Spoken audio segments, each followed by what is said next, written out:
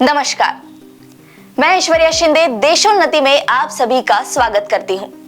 पिछले संस्करण में हमने बात की थी उन प्रदर्शनकारियों की जो पिछले कई वर्षों से सरकार के समक्ष अपनी मांगे रखते आ रहे हैं, लेकिन वर्षों बाद भी सरकार के कानों में जूं तक नहीं रेंगी। इसके बावजूद भी ये प्रदर्शनकारी एक नई उम्मीद और भरोसे के साथ नागपुर में होने वाले शीतकालीन अधिवेशन में नए जोश के साथ आ धमकते हैं। इन्हीं में से एक है पुलिस पाटिल संगठन महाराष्ट्र के वे कर्मचारी जिन्होंने वर्षों तक महाराष्ट्र की कानून व्यवस्था संभालने की जिम्मेदारी निभाई और उन्हें ही न्याय के लिए सरकार के आगे हाथ फैलाने पड़ रहे हैं। इन कर्मचारियों से बात की देशोन्नति के मुख्य संपादक प्रकाश पोहरे जी ने।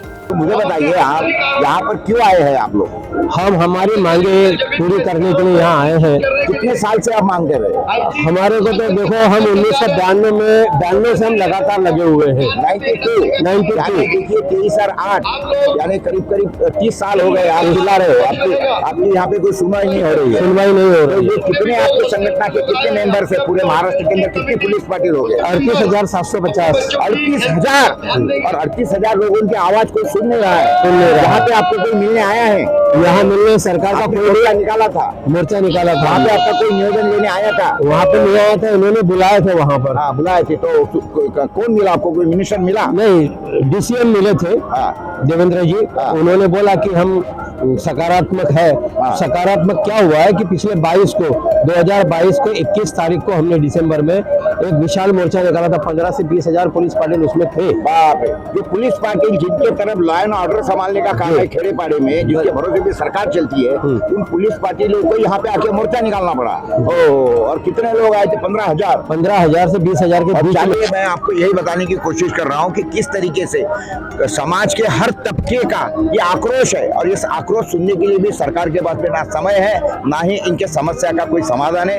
30 साल से ये लोग इसके बारे में फाइट कर रहे हैं, बता रहे हैं, मोर्चे ला रहे हैं। जो लॉ एंड ऑर्डर संभालने वाला पुलिस पार्टी है, जिसके भरोसे पे ये सरकार बेसिक ये वर्क करने वाला काम है, यानी अगर कोई गांव में होता है, घटना होती है, तो यही वो लोग हैं कि जो सरकार को सूचना देते हैं और इन्हीं के लोगों की अगर समस्या है का सरकार समाधान नहीं कर सकती है, ये सरकार क्या कर रही है? यही मेरा आपके सामने सवाल है। जैसा कि प्रकाश पोहरे ने बताया कि समाज के हर तबके में सरकार के खिलाफ आक्रोश है और सरकार के खिलाफ ना ही इनकी समस्याएं सुनने का वक्त है और ना ही इसका समाधान।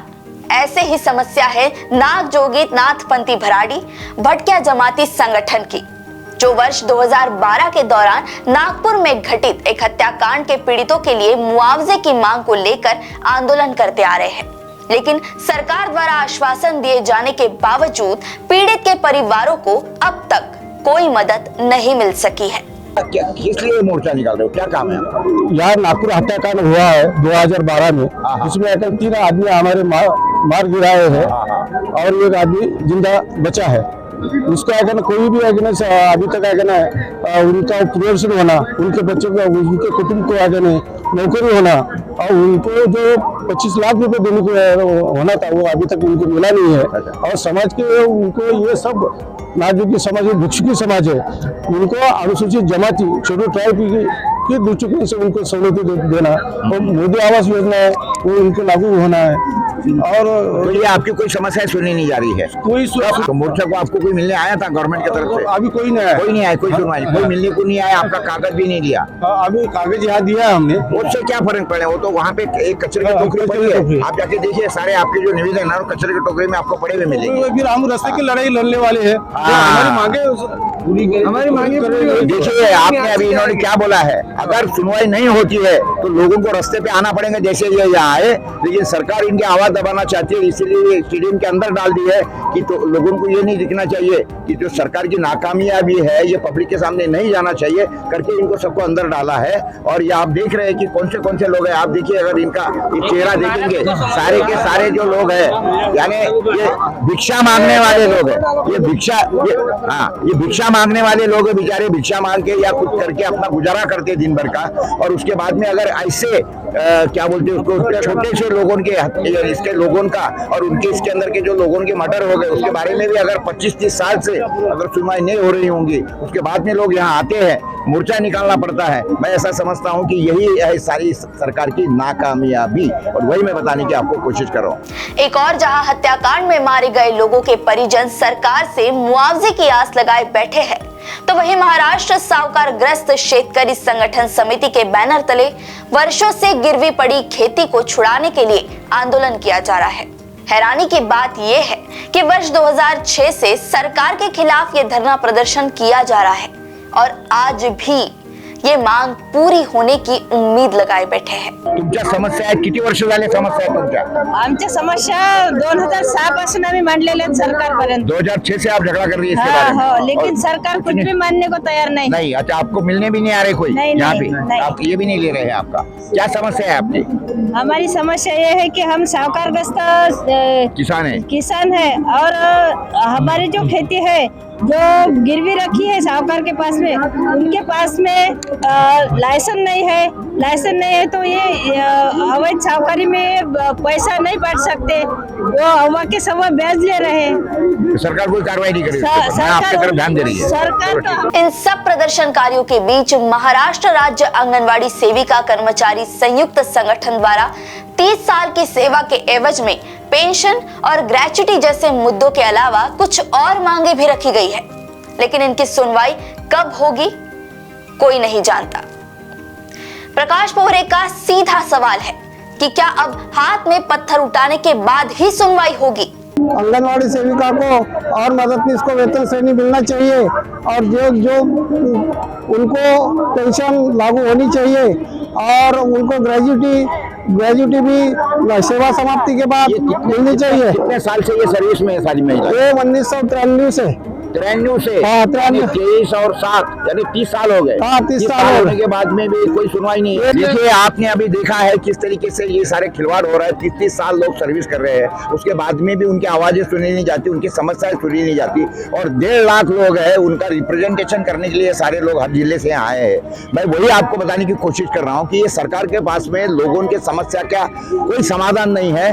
इतने लोग पूरे जिले से उठ के यहाँ आए हैं नागपुर में, और उसके बाद में इनको ये यशो स्टेडियम के अंदर दबा के रख दिया है ताकि ये दिखे नहीं, इनकी आवाज लोगों के पास में नहीं जानी चाहिए करके इनको अंदर कर दिया है कि समस्या मत जाने दो। और अभी ये मोर्चा आपने लेके गए थे? हाँ, आपको कोई यहाँ पे मिलने आया है सरकार की तरफ से? कोई नहीं आया। देखिए, कोई आदमी अभी कितने दिनों से बैठे हैं आप यहाँ पे? आज आज का पहला दिन है। अच्छा, तो ये सारी बातें हैं। इसी तरीके से सब लोगों के साथ में जब वहाँ समस्या का समाधान नहीं होता है तो वो लोग यहाँ पे आते हैं कि चलो यहाँ राजा आया है, मुख्यमंत्री आया है, हमारी कोई बात सुनेगा। लेकिन अगर इस तरीके से बातें नहीं सुनी जाती है तो आखिरी लोग क्या करेंगे? ये क्या सरकार इन्होंने हाथ में पत्थर उठाने के बाद में ही सुनने वाली है या लोग सरकार को कुछ अकल आने वाली है? यही मेरा सवाल है आपके सामने। ऐसे ही न जाने कितने संगठन और कितने पीड़ित हैं जो वर्षों से महाराष्ट्र सरकार के समक्ष अपनी मांगों को लेकर फरियाद करते आ रहे हैं, लेकिन ना तो सरकार और ना ही उनके नुमाइंदों के पास इनके लिए कोई वक्त है। लेकिन इसके बावजूद भी वे हर साल यहाँ चले आते हैं। ना इन्हें भूख प्यास की कोई परवाह होती है, ना ही सर्द रातों की। उस पर से पुलिस का कड़ा बंदोबस्त और पहरा जो बार बार उन्हें ये एहसास कराता रहता है कि क्या वे कोई नक्सली है, आतंकी है या कोई गुनहगार। अगर नहीं तो फिर आखिर क्यों उन्हें इस सख्त पहरे के बीच धरना देने को मजबूर किया जा रहा है? या फिर वाकई में शिंदे फडणवीस सरकार इनसे इतना डर चुकी है कि अपनी नाकामियों पर पर्दा डालने के लिए इन्हें अब खुलेआम धरना प्रदर्शन करने की इजाजत भी नहीं दी जा रही है। आप क्या हॉस्टल में रहते हो? आपकी छोटी छोटी समस्या है वो हल नहीं हो रही है। हाँ, देखिए आप, तो अब ये बच्चे अगर वहाँ गए और उसके बाद में अगर समझ लो वहाँ पे इनका निवेदन लेने के लिए भी सरकार के तरफ से कोई नहीं आता है, कोई नहीं आता है, ना मंत्री आता है ना अधिकारी आता है, तो क्या करेंगे ये? क्या करेंगे? अगर इन बच्चों ने हाथ में पत्थर उठा के फेंके तो सरकार बोलेंगे तो नक्सलवादी है, बच्चे ने ये कर दिया। अरे लेकिन उनको यहाँ पे बुलाए क्यों? उनकी समस्या वहाँ क्यों नहीं सॉल्व हो रही है? तो ये सारी बातें जो है this shows nothing but the failure of the administration and failure of the government. तो ऐसी गवर्नमेंट को अगर क्या करना है तो आने वाले इलेक्शनों के अंदर सरकार ने इस तरीके के जो लोग हैं, लोगों ने ऐसी जो निकलनी नालायक जो सरकार है वो सरकार को और लोगों को जगह बता दी जाए। प्रकाश पोहरे कहते हैं कि यशवंत स्टेडियम के दीवारों के बीच किसी पिंजरे में कैद प्रदर्शनकारी सरकार की नाकामियों और राज्य की बदहाल व्यवस्था का जीता जागता प्रमाण है और उनका ये आक्रोश कब जनाक्रोश में तब्दील हो जाएगा ये कोई नहीं जानता। हो सकता है इनमें से कोई आत्महत्या कर ले या कोई नक्सलवादी बन जाए या फिर कोई हाथ में पत्थर लेकर सरकार के खिलाफ खड़ा हो जाए और उसके बाद भी ये इसको आत्महत्या करता है, जो मायूस हो जाता है या फिर क्या हो जाता है, गुस्सा होकर हाथ में डंडा उठाता है।